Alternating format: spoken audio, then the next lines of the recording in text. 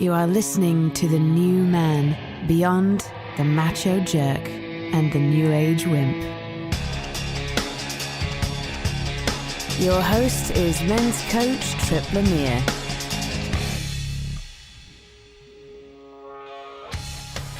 Do you depend on motivation or confidence to do what's best for you?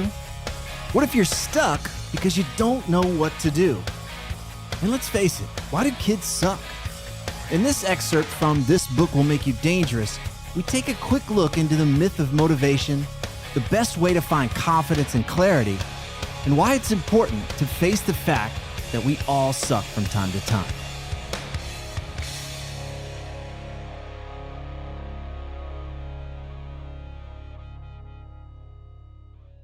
Another way to tell that resistance has infected us is when we hear ourselves say things like, I'm just not ready to do this thing. I'm not inspired. I have to be more confident and passionate or experienced. Here we are, moving forward towards the thing we want, and then snap, in comes the thought that says, wait a minute, I'm missing something. I can't move forward. I need to have a burning desire or more passion or more confidence or experience in order to get this done. In other words, when this tension naturally shows up, resistance has us believe it's a sign to pull over and wait. Wait until we've somehow magically accumulated the fire, confidence, or experience to push through the discomfort. Unfortunately, this mentality has it backwards. What's true is that we build excitement, confidence, momentum, and experience by taking action, by learning lessons along the way. These attributes are a product of engaging our challenges.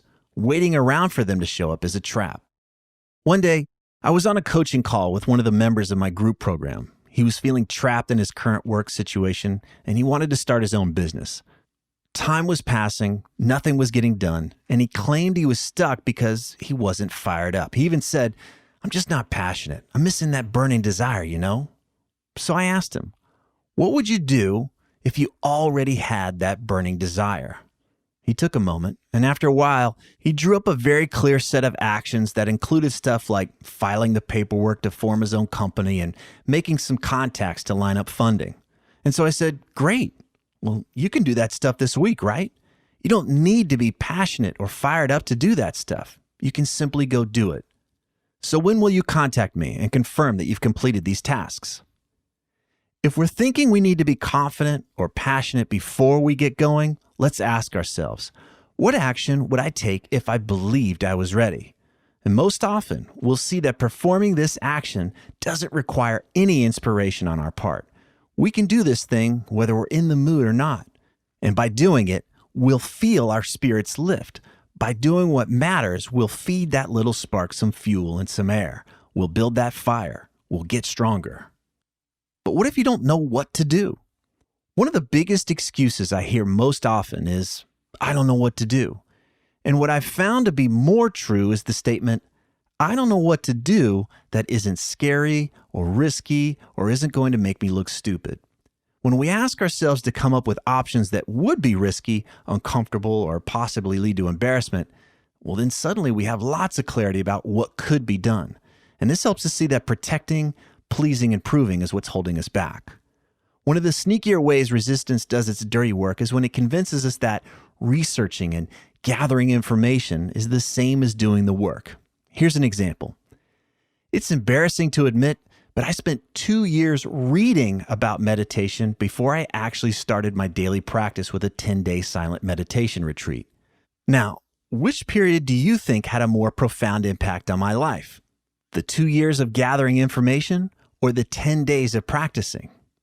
We're kidding ourselves when we think that information gathering, listening to podcasts and reading books and streaming through course after course is somehow the same as getting in the trenches and doing the work.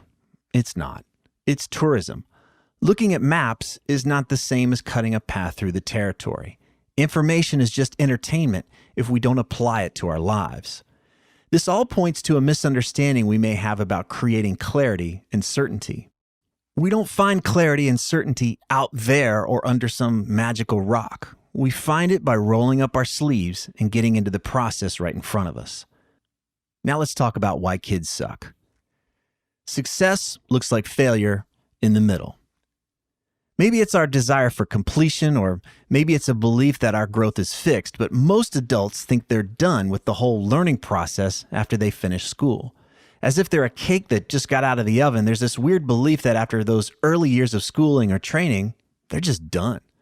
So when we're tired of the trajectory we're on and we want to make a change, often we find that in order to create that change, we need to learn some new skills. It could be business skills, technical skills, relating skills, whatever. But unfortunately, this can be a deal breaker for us if our self-image won't tolerate the fact that we're going to be beginners again.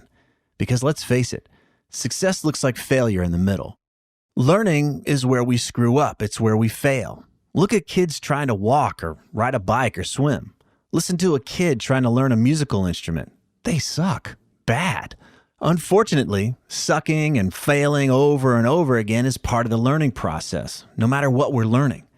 But if we're committed to protecting and pleasing and proving, then looking like a failure is a big no-no.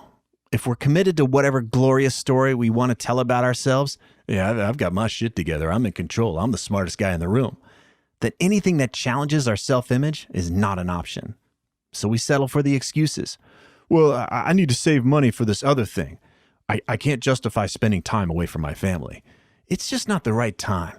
I've got a big thing happening at work. But what's far more likely is that we don't want to go through the challenging part of the process where we look like a noob again. So here's another opportunity to remember what we're playing for instead of fixating on what we're trying to protect. It's an opportunity to embrace the messiness of the creative process and get over ourselves. When we understand what the process is like, we can make a choice. Am I going to play defense my entire life so that I can protect my comfort and self-image? Or am I going to go through some discomfort so that I can continue to grow and expand in service of greater joy and fulfillment? I hope you've enjoyed this excerpt from my new book, This Book Will Make You Dangerous. If you'd like to learn more about the book, then just visit dangerousbookstore.com. Thanks for listening.